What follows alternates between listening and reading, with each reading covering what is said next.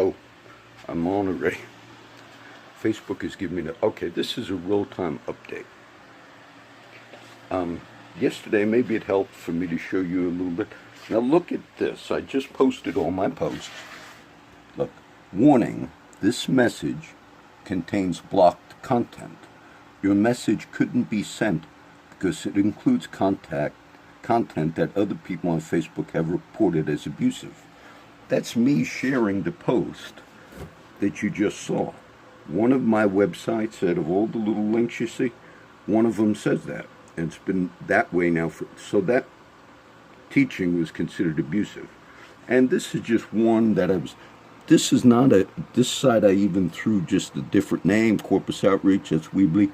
But it says 188 unique visitors and 470 page views this week. And that's not a lot, okay? But I was trying to explain yesterday that whenever I do my uploads, I could see like views, video, and there's another site where it just shows you everybody that views the video just from that one site, meaning the YouTube. If you even Google YouTube by YouTube views, that's something like that. I read an article about 2 weeks ago that people purchase. There's a guy, I don't know who he is, it was a news article I read, and he sells YouTube views, meaning you pay him so much and then he'll give you 10,000, 20,000 views. There's a way I guess he does it. I don't know if YouTube, I'm sure they are not happy that they do that. But that's just to show you some manipulation. Now, being I got it on, I figured, as I was posting, let me do, I might title this, The Deep State,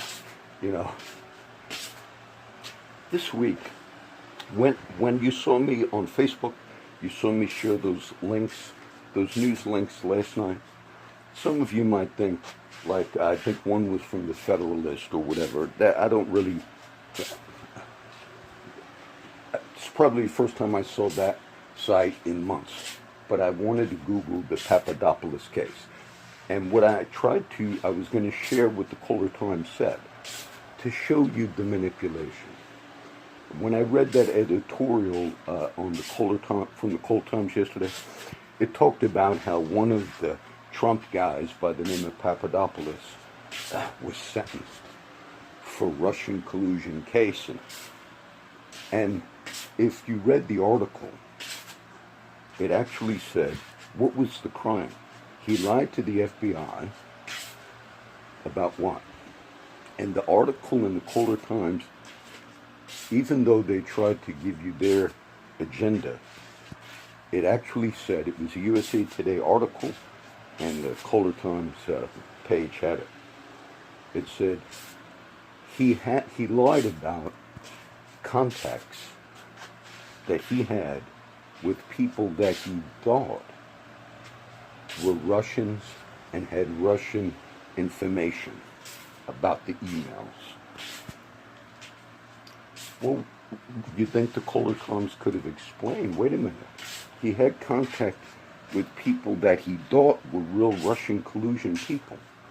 I knew that was the plant, meaning he was kind of set up to go to Britain, to go to a club, to have people that contacted him that our government did as like a setup.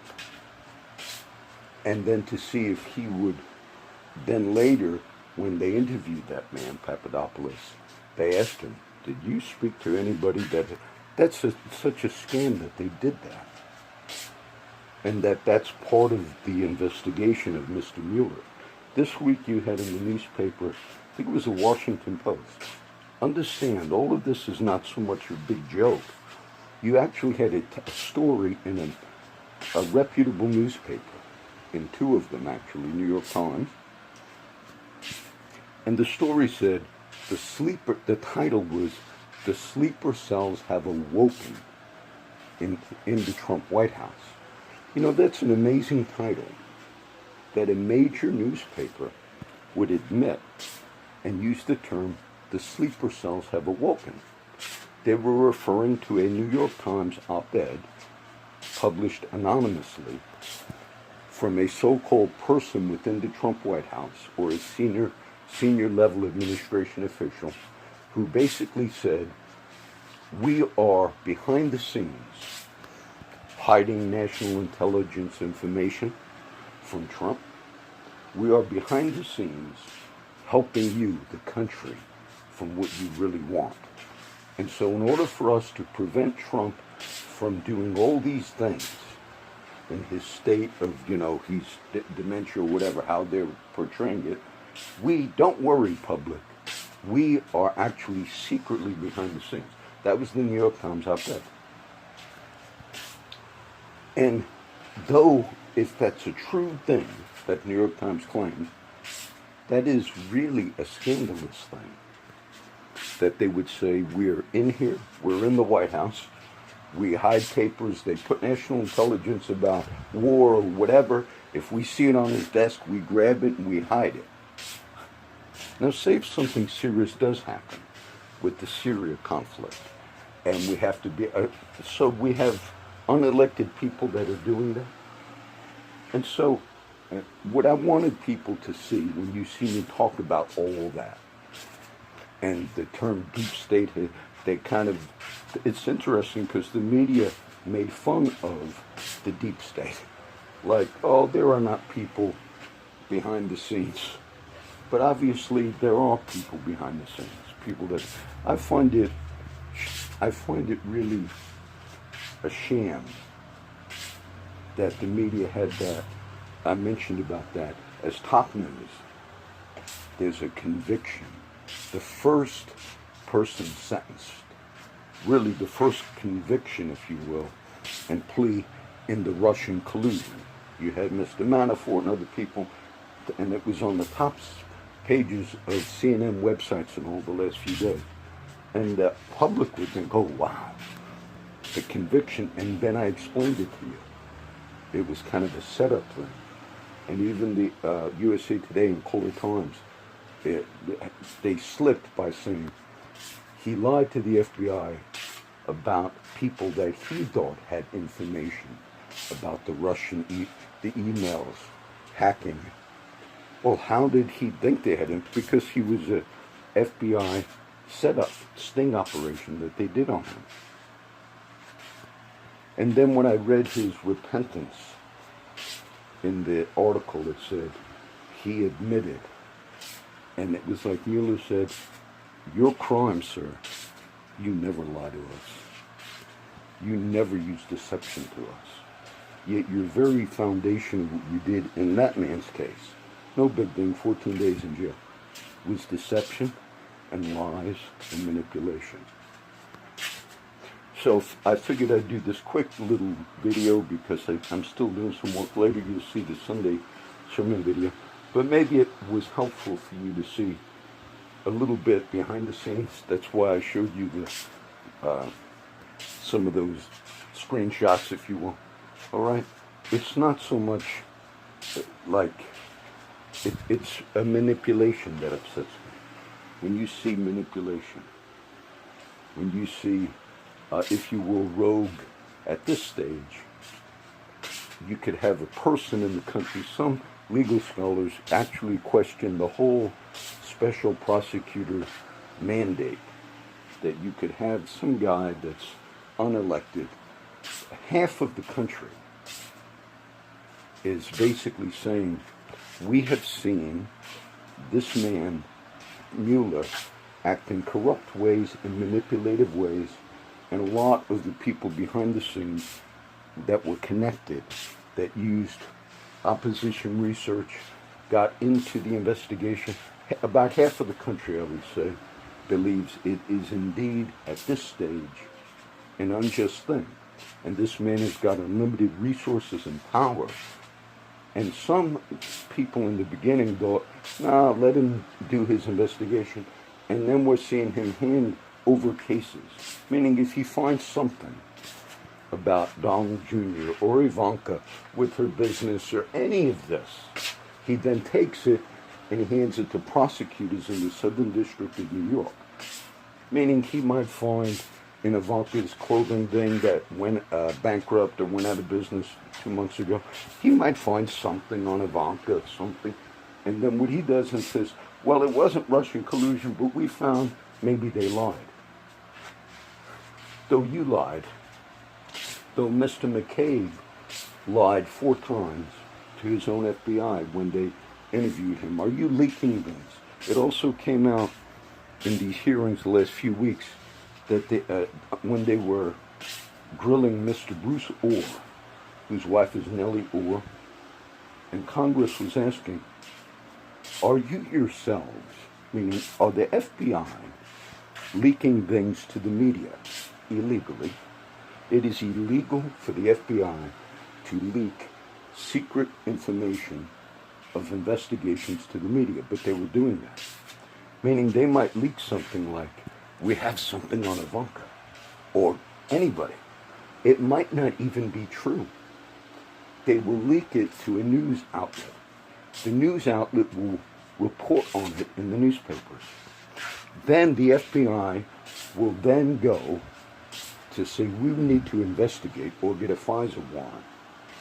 And then the proof that they will give to the FISA court is there was an article in the newspaper, and they would use the actual thing they leaked to the paper as justification for the, oh, here's evidence. And some of it would be untrue. None of that is just. We, the public, have a right to say, we looked at enough. Mr. Mueller, you're not an elected person. We believe at this stage there was enough that has come out that what are you doing? How do you have this unlimited power to set up people, whether they are Papadopoulos or anybody else? And then the media is in collusion with you to say, look at the crimes of Mr. Papadopoulos. Look, and then we're going to hand over other things. And then you have the gall to say, the crime was you lied to us. You used deception to us. And all of the lying and deception, the New York Times op-ed, they're admitting in an op-ed that the sleeper cells have awoken. We are behind the scenes. That's not just an opinion that a person gave. That was a person that was admitting to things that could be a breach of national security. Because in that article which I read, they said there are times where national security issues are on the desk of Trump. And they mentioned something about South Korea.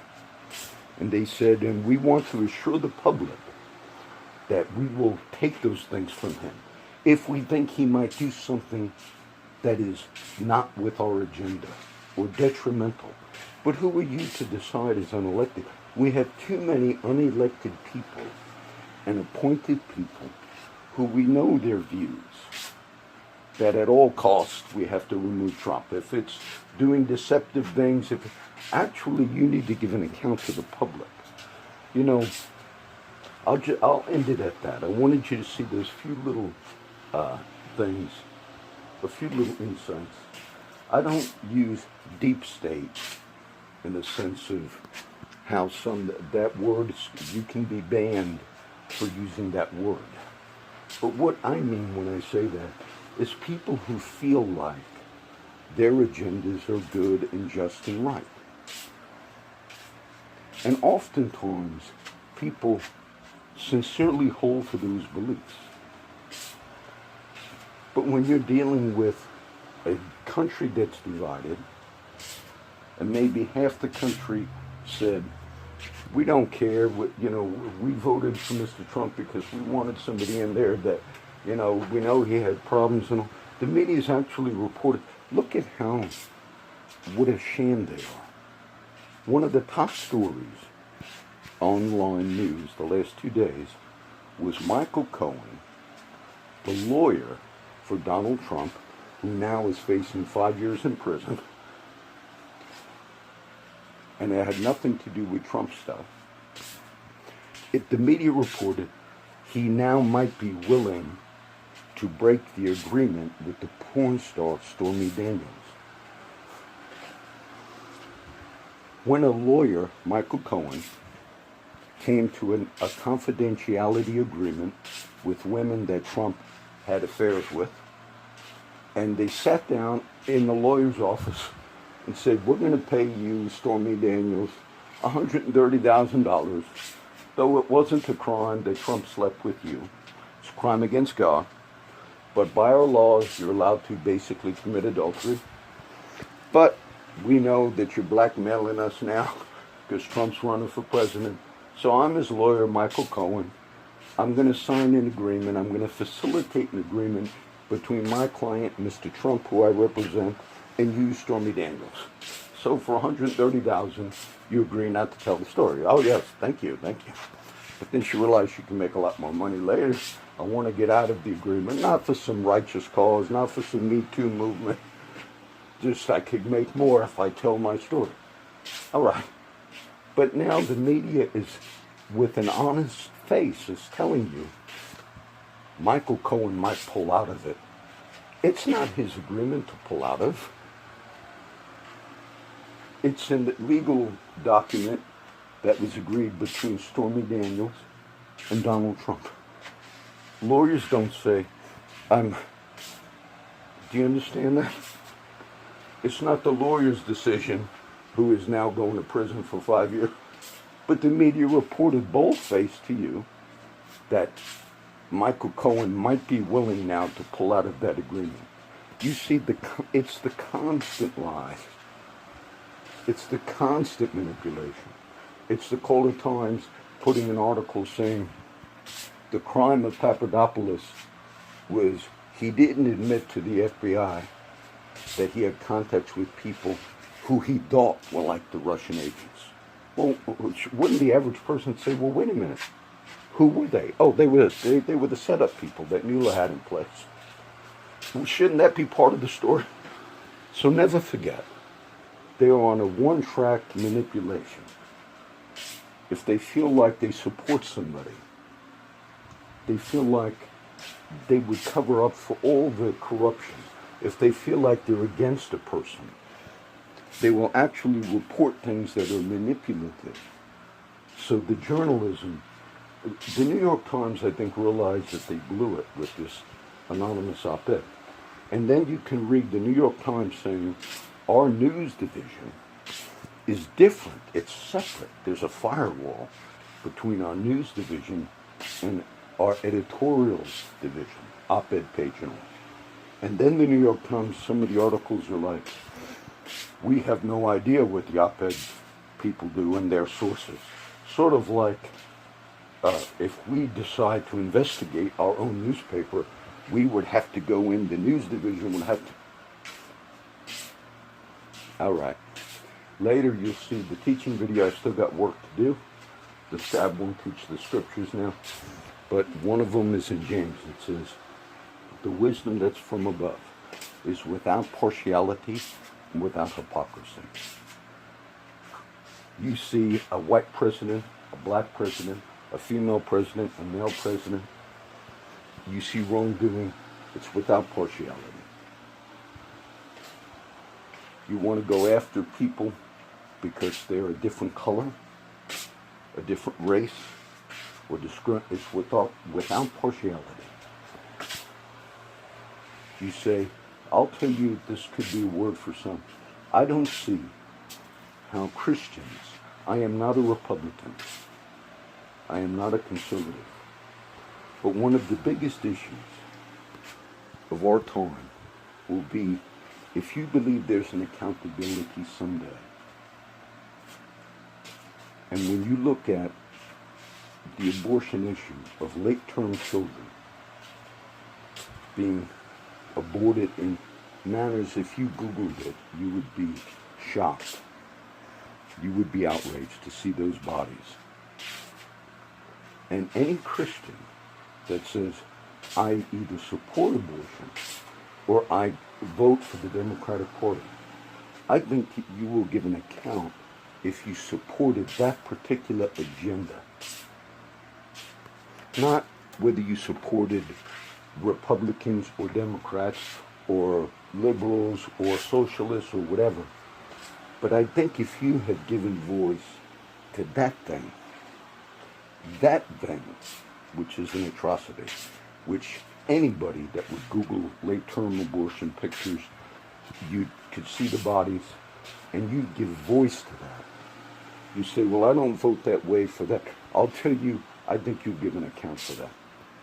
So that'll be the one profitable thing you get out of this. God bless everybody.